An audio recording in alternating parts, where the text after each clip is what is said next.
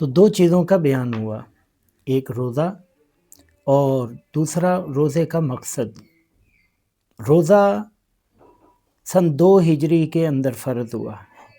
2 ہجری کا مطلب کیا ہے کہ نبی کریم صلی اللہ علیہ وسلم ہجرت فرما کے اللہ پاک کے حکم سے مکہ کو چھوڑ کر جب مدینہ طیبہ پہنچے تو اس کے دوسرے سال، بلکہ میں آپ کو تفصیل عرض کرتا ہوں، 17 ماہ تک نبی پاک صلی اللہ علیہ وسلم نے بیت المقدس کی طرف رخ کر کے نمازیں پڑھی جب مدینہ طیبہ پہنچے۔ اس کے بعد حضور علیہ الصلوۃ والسلام کی خواہش بھی تھی کہ بیت اللہ شریف کو قبلہ بنا دیا جائے، اور اس کے لیے نبی کریم صلی اللہ علیہ وسلم کبھی کبھی اس حکم کے انتظار میں آسمانوں کی طرف نظریں اٹھا کے دیکھا کرتے تھے، جس کا اللہ تعالیٰ نے دوسرے پارے کے شروع میں ذکر فرمایا، قد نرا تقلب وجہک فی السماء، کہ میرے محبوب آپ جو نظریں آسمان کی طرف اٹھاتے ہیں، یہ آپ کا چہرہ اٹھانا یہ ہم دیکھتے ہیں۔ اب دیکھیں یہاں کتنی محبت کی بات ہے کہ حضور اللہ کی طرف دیکھ رہے ہیں اوپر نظریں اٹھا کے، اور اللہ فرما رہے ہیں کہ میرے محبوب میں آپ کی طرف دیکھ رہا ہوں، قد نرا تقلب وجہک فی السماء۔ تو حضور کی جب یہ تمنا تھی تو حضور نے دعا کیوں نہیں فرما لی؟ اللہ میاں کو کہہ کیوں نہیں دیا؟ تو اس بارے میں حضور فرماتے ہیں، علماء فرماتے ہیں کہ یہ کمال ادب تھا کہ نبی کریم صلی اللہ علیہ وسلم نے دعا نہیں فرمائی کہ کہیں اللہ کی منشا یہ نہ ہو جو میری منشا ہے۔ تو اس لیے اللہ کے حکم پر عمل بھی ہو رہا ہے اور اپنی منشا کا انتظار بھی ہو رہا ہے کہ اگر اللہ نے تبدیل کرنا ہوگا تو خود تبدیل کر دیں گے۔ اب یہ حکم آیا، اس کے بعد ایک اور حکم آیا، ذکر ہوا آہستہ آہستہ، پھر حضور صلی اللہ علیہ وسلم ظہر کی نماز پڑھا رہے تھے اور 2 رکعتیں پڑھا چکے تھے، تو اس درمیان میں یہ آیت کا یہ حصہ، فَوَلِّ وَجْهَكَ شَطْرَ الْمَسْجِدِ الْحَرَامِ، کہ آپ اپنا چہرہ مسجد حرام کی طرف کر دیں۔ یعنی پہلے تو فرمایا میں دیکھتا ہوں، پھر فرمایا ان قریب میں کر دوں گا، اب حکم آیا کر دیں آپ۔ تو حضور علیہ الصلوۃ والسلام نے نماز کی حالت میں رخ اس طرف کر دیا، صحابہ نے بھی کر دیا۔ اب بعد میں منافقین اور یہود انہوں نے اعتراض کہ یہ ایسا کیوں ہوا ہے، اگر ایسا تھا تو پہلے اس طرف رخ کیوں کرتے تھے، اب وہ طرف صحیح تھی یا یہ طرف صحیح ہے، اگر یہ صحیح ہے تو پہلے اس طرف کیوں کیا گیا؟ یعنی یہ مختلف، اللہ نے فرمایا کہ بات جہت کی نہیں ہے، کسی جہت کی اپنی ذات میں، یعنی مشرق کے اندر یا مغرب میں، شمال میں، جنوب میں، کسی جہت میں اپنی ذات میں ایسی کوئی خوبی نہیں ہے کہ اس کی طرف رخ کیا جائے، یا اپنی ذات سے خود سے قبلہ بننے کی صلاحیت کسی جہت میں موجود نہیں ہے۔ یہ تو اللہ کا حکم، اللہ جس طرح حکم فرمائے، مقصد تو اللہ کا حکم پورا کرنا ہے۔ یہ جو بیت اللہ کی طرف ہم رخ کرتے ہیں یہ اللہ کے حکم کی وجہ سے ہم کرتے ہیں، تو اصل چیز جو ہے وہ اللہ کا حکم ہے۔ اب دیکھیں اصل جو ہے وہ اللہ کا، یہاں ایک بات یاد آئی، حضرت جنید بغدادی رحمہ اللہ بڑے مشہور بزرگ گزرے ہیں، آپ نے بھی ان کا نام سنا ہوگا۔ ایک دن بیٹھے تھے، سامنے کوئی شخص آیا جسے یہ پہچانتے نہیں تھے، پوچھا کہ بھائی تم کون ہو؟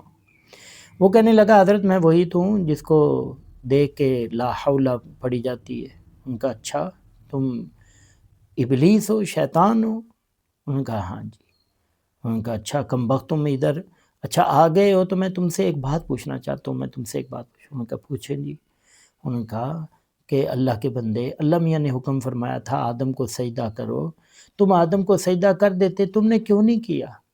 سجدہ کر دیتے تو یہ عذاب نہ آتا، تم راندہ ایک درگاہ نہ بنتا، ہاں جی، اتنی لعنتیں نہ برستی، تم سجدہ کر دیتے، تم نے کیوں نہیں سجدہ کیا؟ انہوں نے کہا اچھا میں بتاتا ہوں، ایک بات میں بھی آپ سے پوچھ لوں؟ انہوں نے کہا جی تم بھی پوچھ لو۔ انہوں نے کہا کہ جب خالق موجود ہو، خالق کی موجودگی میں مخلوق کو سجدہ کرنا یہ صحیح ہے؟ یہ زیبا ہے مخلوق کے لیے؟ ایسی اچھی بات ہے کہ خالق کے ہوتے ہوئے مخلوق کو سجدہ کیا جائے؟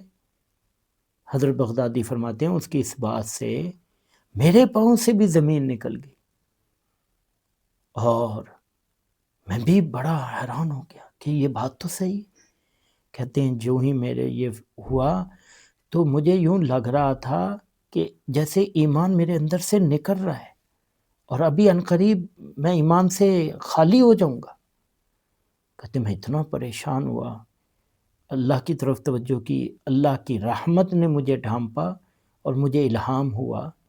میں نے اس سے بات کی کہ ارے کم بخت، بے شک خالق موجود تھا، لیکن خالق کے حکم کو پورا کرنا یہ خالق ہی کو سجدہ کرنا ہے، خالق ہی کو سجدہ کرنا ہے۔ اب وہ اس بات سے غائب ہو گیا۔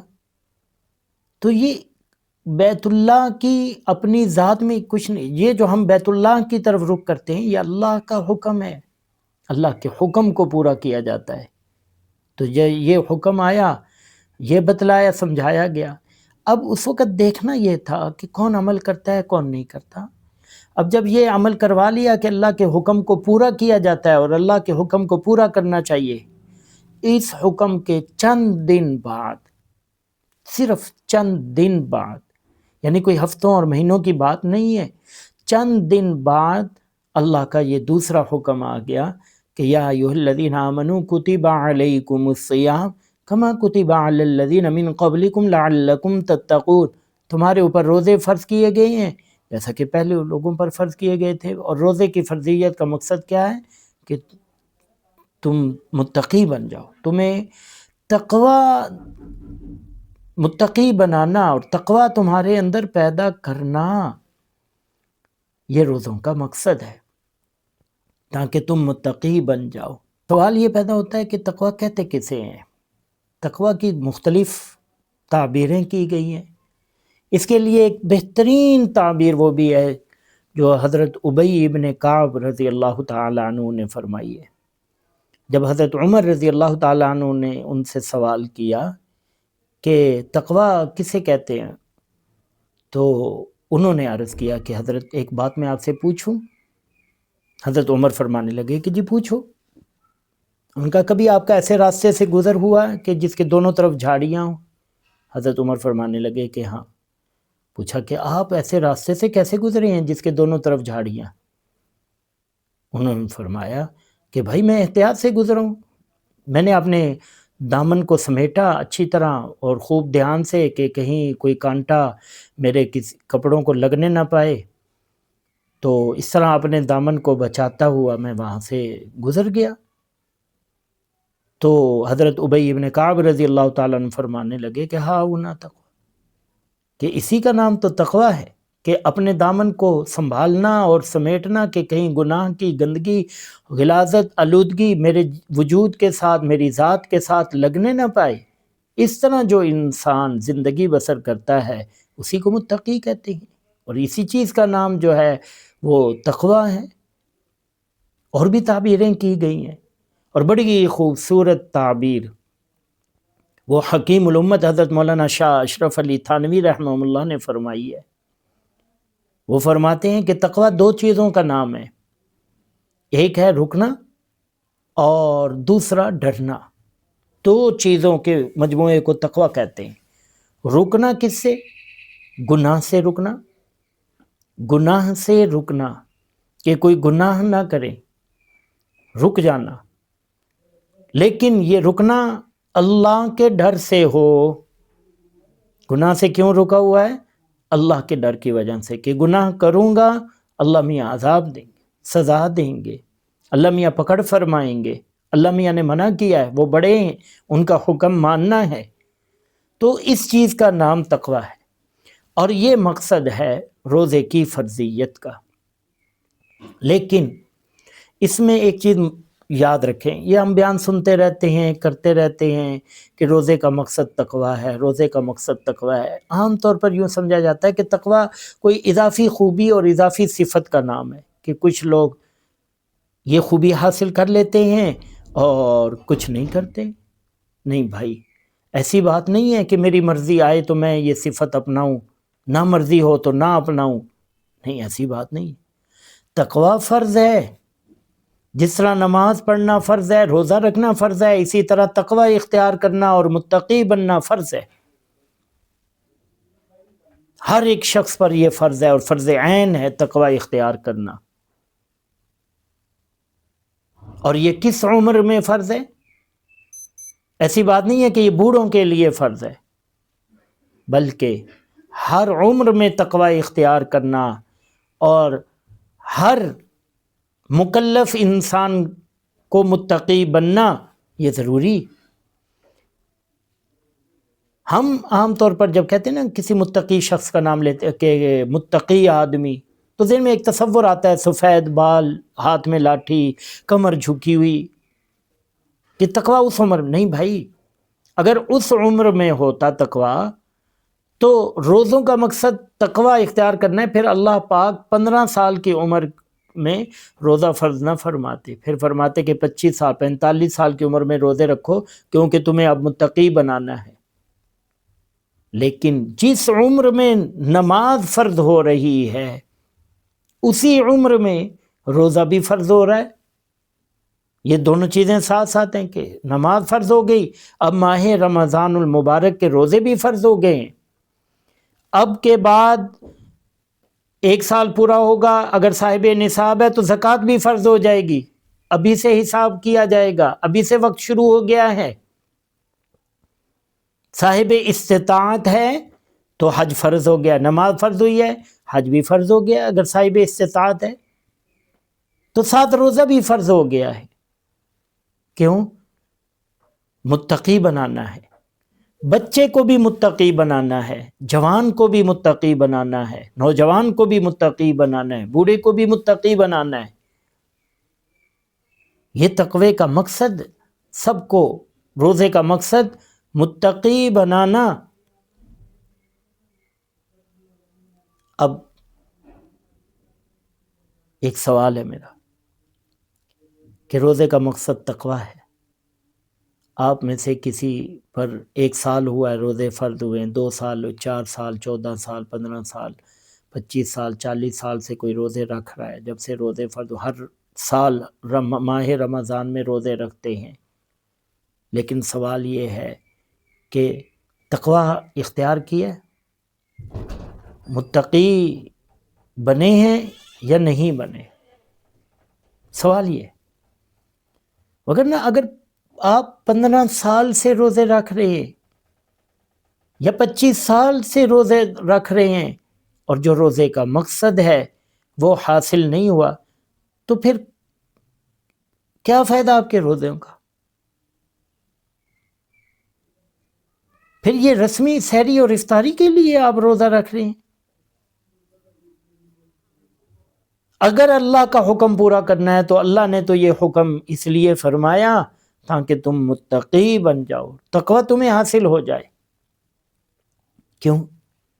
اس لیے کہ تقوی کے بعد اللہ کے انعامات ہوتے ہیں۔